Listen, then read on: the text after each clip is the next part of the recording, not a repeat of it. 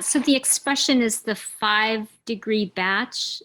Within which the symbol you're interested in sits, yes. Okay, all right, thank you. And this came from Rudyard initially, in a way. You're familiar with the name Dane Rudyard, no doubt. Yes. So he introduced the idea of the 5-degree batches, and he named the 15-degree batches, but he didn't name the 5-degree batches. So, for example, desire is the first 15 degrees of Aries, potency is the second 15 degrees of Aries, and so on. But he didn't actually name the expressions, and he didn't even call them expressions. So that's what I've found it necessary to do in order that we can break it down to something that we can actually think about. 15 is too many, but 5 seems to work quite well. We're getting a sense that there is something around every particular degree. But it makes sense. So far, we've made sense of it. And in fact, we also need to come up with a very clear sense of what each position in the 5-degree batch means, because Rudyard was not definitive about that. But basically, it is coming clear that the first one is the development of a theme, the beginning of a theme. And the second one contrasts that theme. The third one reconciles those two apparently opposite points of view. And then the fourth develops technique, method, how do we put this wisdom into practice? And the fifth completes that process and gives us a sense of the progression to the next expression. That's what we're working with at the moment, and we have to see it as experimental. So are we going for the 3rd of Gemini or the 9th of Leo, Mr. Federico? Let's go for the 9th of Leo. All right. So this puts us into the expression of impact. The first expression of Leo would be self-confidence. And the second, impact. And Federico's moon is at the 9th degree of Leo. So that's the 4th position within the expression. So we'll go through sequentially, and when we get to number 4, we'll focus a little bit more on the personal aspect. So let's just step back and think about Leo for the minute. That's what we're studying. And we must always remember, I think, that the Sabian degrees are a very fine detail of something less fine within something even less fine. And yet those things that we need to include. So we are studying Leo. We have to remember that. And what do we think of when we think of Leo? Any keywords that pop up into your mind? Majesty. For me, that sense of empowered self on the earth plane. Okay, good. Let me introduce an idea, technique to you. Rather than jumping to the end result, which is what most people do and what's just been done, and it's not wrong, but rather than do that, let's just build it up. And what I do is I reinvent the wheel every time I do a horoscope. I don't remember the keywords. I think, what is Leo? Essentially, it's fire, and it's fixed. Let's just think about that, a fixed fire. And just think about that, fire that is fixed. That's the sun, isn't it? The sun is the symbol of Leo, and it's there. It's fixed, isn't it? It doesn't change with the weather. It doesn't jump across the sky like Sagittarius. And let me give you a bit of an image here. This is a bit off the point, but a friend of mine came up with some natural phenomena for us to understand the zodiac signs. So fixed fire, the sun. Because it's fixed, it doesn't move, and it's fire, it's the sun. Mutable fire, can you think of fire that travels? Forest fire. Comet. Forest fire, yeah. What did you say, Federica? A comet. A comet, lovely, lovely. And there's those sparks that come out of a bonfire and kind of travel. Yeah, and they start a forest fire, so that's the same image. I like comet. I haven't thought of that one. Okay, so we've got the idea of Sagittarius is fire that kind of moves around. That's very, very helpful for you to understand what Sagittarius is. What about cardinal? If you think about fire that goes up and down, what would that be?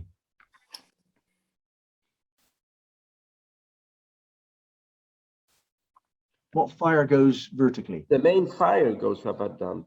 Because, Did you say fire goes vertically? What? it grows and falls, but it's not what we are looking for.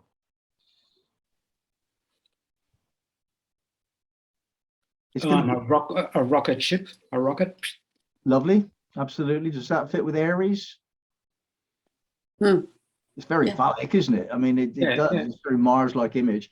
Okay, how about spark? If you actually spark a match into flame, what was a potential for fire, the phosphorus, is nevertheless fire, even though it's not burning yet. Phosphorus is fire in its potential form, and when you strike the match, and you strike it, that's Aries energy striking, then the flame goes up. You got a vertical fire then. So flame could be Aries. We're just playing with this to give you sort of key. We could try it with water. What's water that goes up and down? Rain. Rain. More. Streams of the Again, please. upstreams, downstreams of The gravity that forces a stream up or down. You know, rain takes. Well, there was condensation that takes it up, rain that brings it down. A stream actually really goes more side to side than up and down. Yeah. Would be Waterfall. So side to side would be a stream. That would be Pisces, because it's side to side mutable water. Up and down would be tide, wouldn't it? The water goes up and down because of tidal moves. What changes the tide? The moon. And we have Cancer. It's quite neat, isn't it? You know, we can play with those another time, but it's just vertical is cardinal, mutable is side to side, fixed is fixed. And then you've got a starting point for understanding the 12 zodiac signs, do-it-yourself astrology. And sometimes making it very simple is really easy. If you actually really want to understand me, it's no good talking about my Mercury in Aries and my Venus in Gemini. You can kind of get bits of me. But if you want to talk about me, I'm Earth and I'm fixed. If you don't understand that about me, you got no idea what I'm all about. I live on a farm. I walk slowly. I talk slowly sometimes when I'm actually, you know, and I often, you know, fold my arms and say, no, I don't think so. No, I need more time. You know, if you want to make me laugh on Boxing Day, you got to tell me a joke on Christmas Eve, you know. So slow, fixed Earth, you know, it couldn't be slower, fixed Earth. Now, if you don't understand that about Taurus, you're just missing the point. You know, so go with that. So here we are, a moon in Leo, fixed fire, but it's moon, so it's reflective. It's not the sun in Leo, it's the moon in Leo. So somebody who is supportive of fixed fire. Let's just remember that when we're going through this.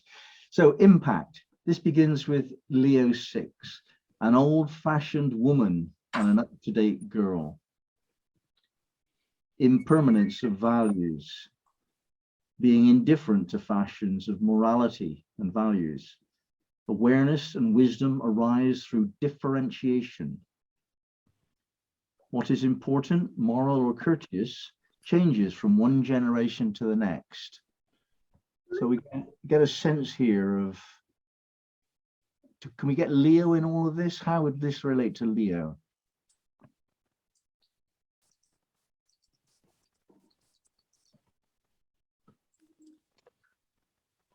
This touches the idea of fashion, of showing. Fashion sometimes is intended to be something superficial, but it's not like that. It reveals an essence of what you really, how do you want to impact on some other people. Today I have this purple sweater, you know, I mean, there's something in colors, there's something, lots of things in fashion that has to do with this impact and how this aspect of how do you translate your essence to the world. Very good. Impact, yeah, fashion is one easy way to do that. We're talking about impact, and here we have fashion immediately. So we can see that Leo would be somebody who would be an exemplar of fashion. Can we also see the old woman would not be? My gran was Leo, and she was absolutely unfashionable. Nothing about her related to the fashions of the moment at all. And she had this very clear statement. She said, well, my friends know me and they know what I'm like. Everybody else can go hang. You know, if I don't know them, who cares? If I do know them, they know me. You know, why? So that's the other side of Leo. That's a really like, I am. I don't need to, you know, so you got both sides there.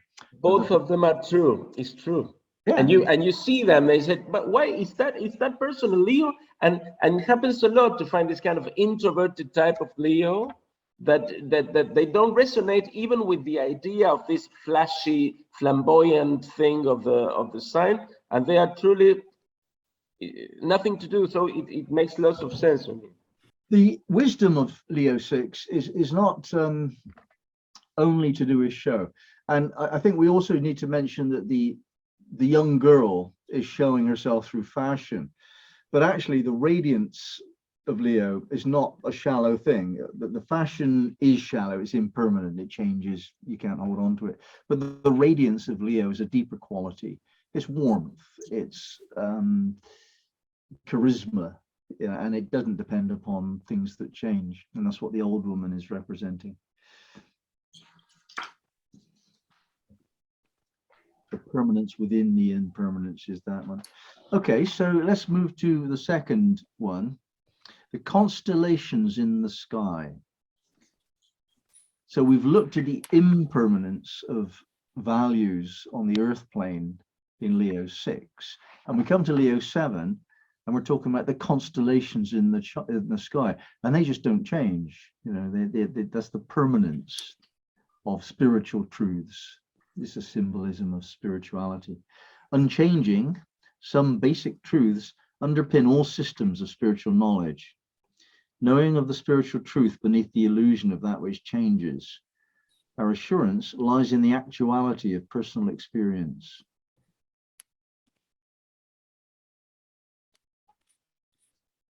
Any observations about that one?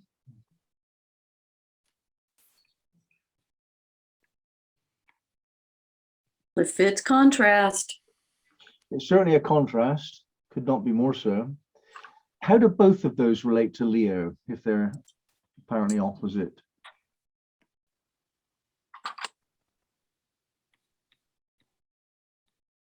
In an indirect fashion, you're touching the opposite of Leo's. This has an Aquarius flair. Also, this image in specific, the constellations, the many suns of the galaxies. I mean, this paradox of that there's a net, and the net is full of individuals, and there's a lot of galaxies, and all the galaxies some sort of having suns in them. So this paradox of the individual community kind of axis. That's lovely. In each of their solar systems, every star in the sky is the central most important thing. But down here, they look like just little twinkles and they disappear, don't they?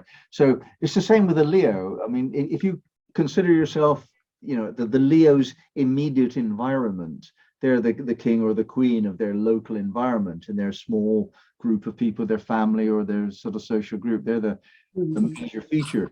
But actually, there's a lot of them in the world, you know. So the constellations in the sky kind of says, yeah, you're the most important here and now, but in a greater context, you know, you're less so. Peter. Yeah, well, in that sense, you know, like we have fire as what we know as fire, and the constellations in the sky are also fire, but they're coming to us as light.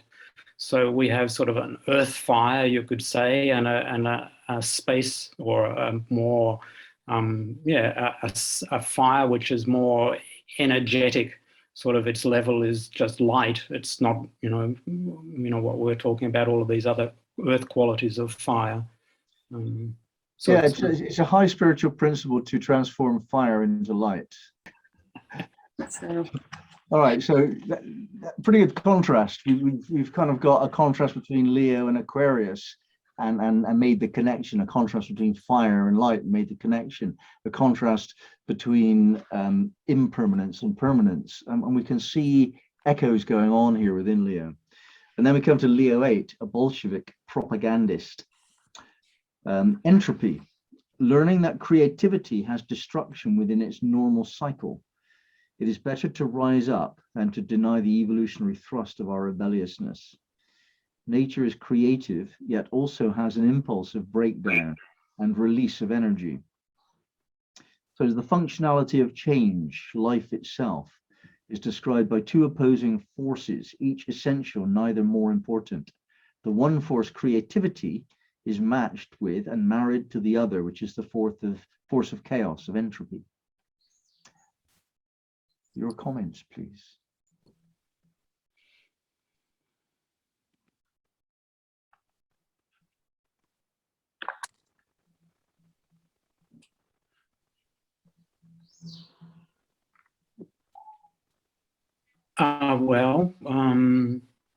We talked sort of in the beginning about, or you mentioned about your grandmother, James.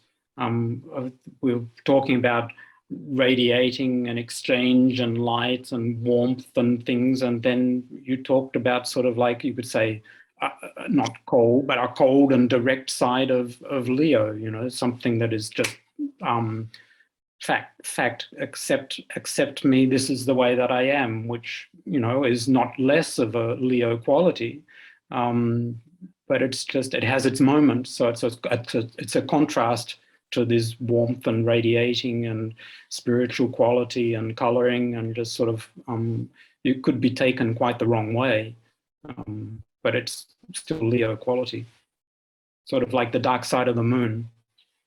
Can you move that debate forward to include the idea of entropy being the destruction of what was created? We haven't yet come to the real creative power of Leo in this set, but we know that Leo is essentially creative. That's implied within the sun's energy. But we're also saying, actually, there's a destructive implication. Anything created will eventually be destroyed. So do we see that in Leo? Can we understand that? To keep being creative, there needs to be change. Lovely. So yeah. There you go. The minimalist wise words of Sabine. Never saying too much. Okay. It is implied within the act of creativity that we can't do it unless we break something, we destroy something. You can't make an omelette without breaking some eggs. That's the aphorism here. And this is it with Leo. They take over a situation naturally, leadership, creativity. Okay, here I am, therefore this is my situation. Quite often, regardless of what was going on before. So there is that thing about self-confidence. It breaks eggs, doesn't it? Yeah, we need to do that if we're to create something. I can break that egg, and we need that, and anyone who's going to be creative has to have the understanding that the past time has come. The past is just dying now, and for me to be creative, I have to kill it off. That takes a certain willingness to take responsibility for having the power to do that, the decisiveness to do that. That's Leo. Leo can do that. Kings, for example, associated with Leo, they go around taking other countries, don't they? They fight and kill people, and they destroy things quite a lot, kings, don't they, really, in practice? I had a professor in art school, and we both had these amazingly beautiful sets of pastels, and they in themselves, they were just lovely to behold.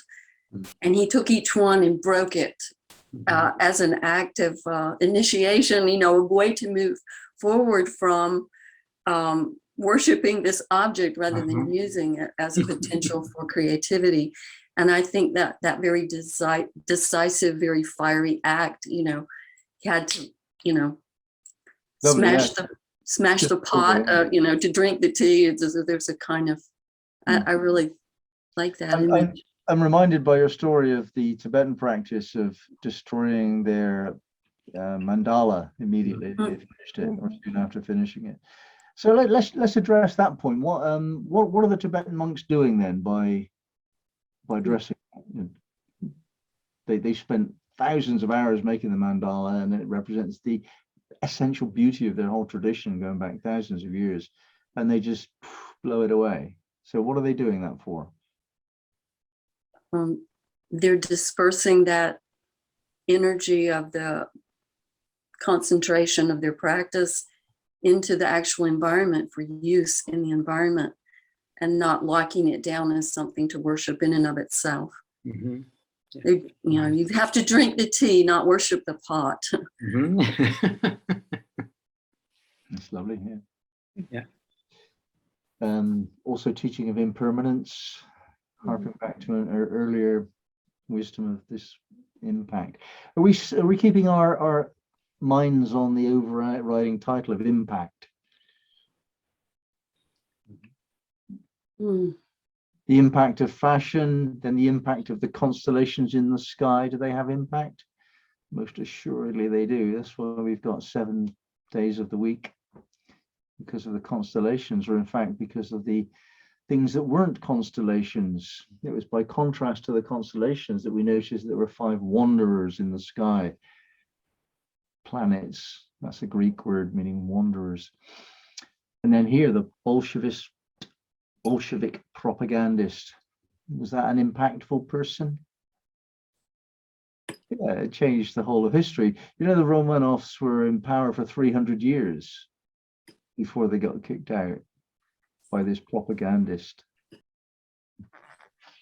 Number 10, early morning dew. The reformulation of self into a better, lighter expression of being, metamorphosis, developing a sparkling expression of self, delighting in every moment is the cause, not the result of success. Isn't that great? Beautiful. And you know, that's what Leo's about, isn't it? They're not happy because they're doing okay.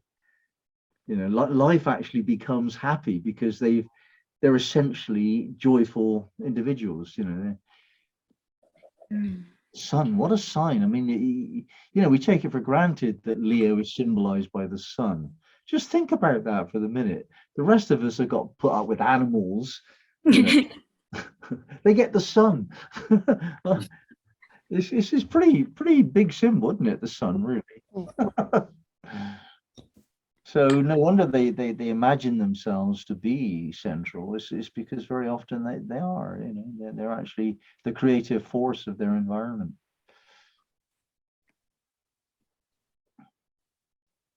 I like what you, I don't remember the exact words that you said about the early morning view, but it brought me back to, I was thinking about the image of glass in the previous degree, and how, I mean, it's like that alchemical process of taking sand, you know, and then with breath turning it into this substance that light can shine, you know, through which light can shine. And I don't know, the idea, I've been thinking a lot about what it means to be like absolutely transparent to spirit. And there was something about that blown glass that really moved me. That's great. I mean, we're moving now into a sort of a more subtle understanding of what's going on here, being transparent to spirit. That's glass, isn't it? I mean, as much as the sun is incomparable, so is glass. You think about what glass is. It's sand becoming transparent. I mean, isn't that extraordinary? If you actually try to think about how that could happen, it's just like, how can you understand that? Something that's, you know, opaque becomes transparent just because you blow fire into it. You heat it and you blow air into it. You know, it's like, what's going on there? And what's going on is a spiritual transformation. There's this kind of metaphor where physicality and our heaviness of being, our earthbound quality, is not the end of the question. When we can move up a notch, we become transparent. We become able to allow spirit to pass through us. Light can pass through us. Spirit can pass through us. But so we need to be subject to this process of transformation in order for that to occur. And that transformation is an alchemical process: fire, breath, and sand. You know, that's the glassblower's essential mystery, the alchemical way of turning something gross into something that can allow spirit to shine through it. That is very impactful indeed, isn't it?